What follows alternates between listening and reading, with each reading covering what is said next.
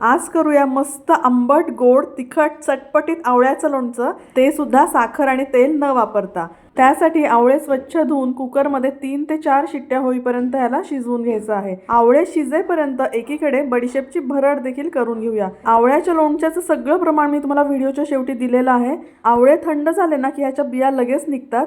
सगळे आवळे थोडे थोडे करून आपल्याला मिक्सरला फिरवून घ्यायचे आहे, खूप जास्त याची पेस्ट करायची नाही। यामध्ये घालूया बारीक चिरलेला गूळ, बडीशेपची भरड आणि लाल तिखट। तर हे लोणचं ना खूप चटपटीत होतं। सीझन संपायच्या आधी एकदा तरी करून पहा। यामध्ये घालूया चवीनुसार मीठ आणि 1 चमचा काळं मीठ।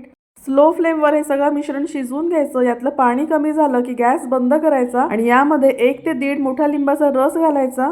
व्यवस्थित मिक्स करून घ्यायचं आणि झालं आपलं आंबट गोड तिखट चटपटीत असं आवळ्याचं लोणचं तयार।